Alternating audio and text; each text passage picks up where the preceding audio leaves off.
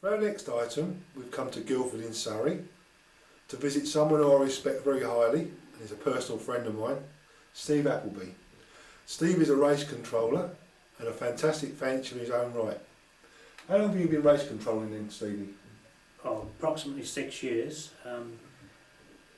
I enjoy the job very much. The reason that I actually undertook this task, or it is a task at times because of the difficulty, is because I've seen a lot of races which have not been very good, and I thought we can improve upon this by using modern technology. It had to come into the sport and has done so. Yeah. How would you say it's progressed in recent seasons then? Well, certainly we progress every year, solely because we've become more experienced, and the information available from the satellite and from the Met Office is improving every year. Modern technology has crept into a lot of arenas these days. It's crept into many sports. For instance, in swimming they use electrical touch pads to complete the race. In tennis they use laser beams, and we can go on and on. It had to come, and it is with the fancy now. Yes, because you use a satellite system. We do indeed. What's your build up to a race then? Well, we have to look at the weather conditions 2 or 3 days before the race, and we can then see where the systems are, how they're moving, and of course build up an overall picture of what we expect on the day of the race. How does the system work then? Well, we use a satellite, it's called a Meteosat satellite. It's in the sky in the south, and it's called geostationary. It revolves with the Earth, so therefore we can receive pictures all the time from the satellite. And the satellites of the images coming from Europe are available every half an hour, and I can set the receiver to create an animation. In other words, the pictures will come in every half an hour and build up, and then I can look at the sequence of pictures, and it gives me see how the weather's moving. Yeah. So say you're my race controller, isn't it? Yeah, it's thoroughly enjoyable. We're not a bad team, mate.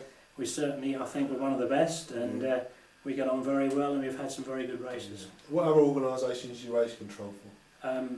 There are 6 in all: the National Flying Club, the Midlands National Flying Club, the Irish National Flying Club, London and South East Classic Club, and the North Road Championship Club are my main organisations that I help and advise for. I do get a tremendous sense of satisfaction when I hear from the convoy that we've had a good race. There's nothing more rewarding than seeing the fanciers have their pigeons home. In this day and age, the line of flight phone calls is not good enough, are they? It's not, and I believe that people are not using a satellite system at a disadvantage. Yeah. But purely because they can't see from the camera in the sky, I call it. As I say, you showed me a photograph last season when we was at Poe.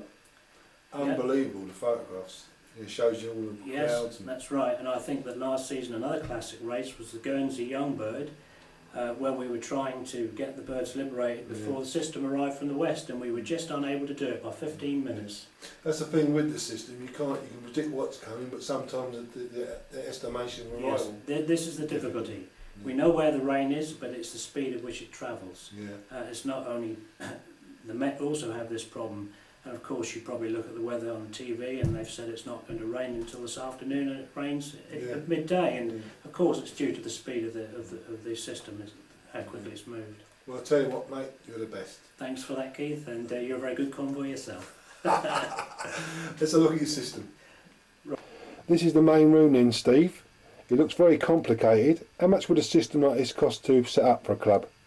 Well, the initial outlay of the satellite equipment, the software, the printers and the monitor, the total would be a cost of in the region of £1,500.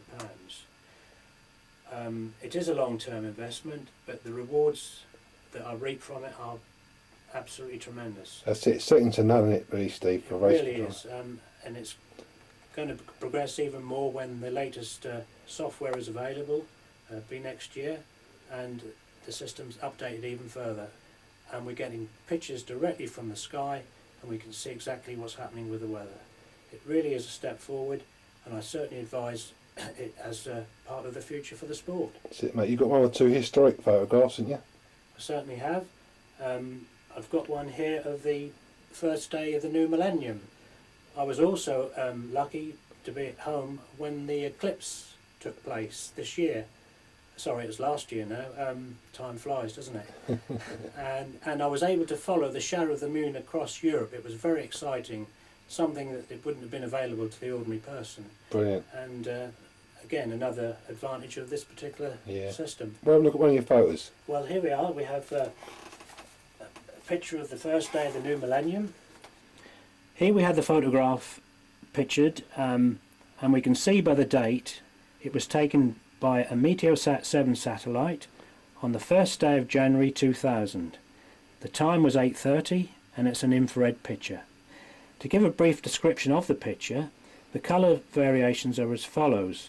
The white is rain, the grey is cloud cover, and the browny colouring is clear skies. So if we look at it in more detail, this is a low pressure system, and a rain belt covers the top of Scotland and passes into the Atlantic.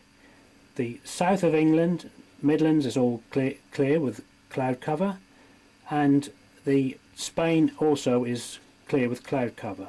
The Mediterranean is clear skies, and off the coast of Spain in this area here, north of Africa, this is clear skies. So we can tell exactly what's happening with these pictures, where the rain is, as one pointing here and here, and the clear sky here and here. What's it like at Poe, Steve? At Poe at the moment, if we look there, we can see that there's rain on the west side of Poe, west side of the Pyrenean mountain range, just there. And well, I would say looking at that, it wouldn't be on for liberation. Well, Steve, thanks for showing us your equipment, mate. I found it very interesting.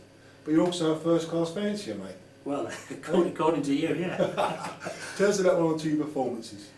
Well, I think probably the best performance I achieved was with my dart checker hen that at the time I thought I'd won the national, but I ended up 4th open, and she was 2nd section E. It was a single entry. Brilliant, absolutely brilliant. Where was that from? That was from Saints, 5,400 pigeons. Yeah, looking around your living room, you've got some wonderful photographs of pigeons there. So you had one or two good pigeons. Yeah, I believe that you know, a good fancier should try and maintain a major performance every year. Yeah. It's difficult to do, but easier said than done, mate. Yeah, difficult to do. What system you race your pigeons on? I do race roundabout system, and for the longer races, perhaps natural for the older pigeons. You like long distance, then? I would certainly get a thrill out of timing in from a more distance. in there. Oh, certainly, yes. There's far more to it. What fams of pigeons do you keep? Well, I keep bush arts, mainly bush arts, the Corbett bush arts, with 1 or 2 introductions. But the base strain are Corbett bush arts. Yeah, the old darks. Yeah. That's great. Well, Stevie, I've enjoyed my visit today, mate. And I'm looking forward to the 2000 season, yeah? Yes, I think that we can hopefully be a great team this year and give the Classic Club some good racing. I'll tell you, mate, it was half as good as last year. We won't do too bad. We certainly will. Stevie, all the very best. Thank you very much. And thanks for coming along. Steve Appleby of Guildford. London and South East Classic Race Advisor.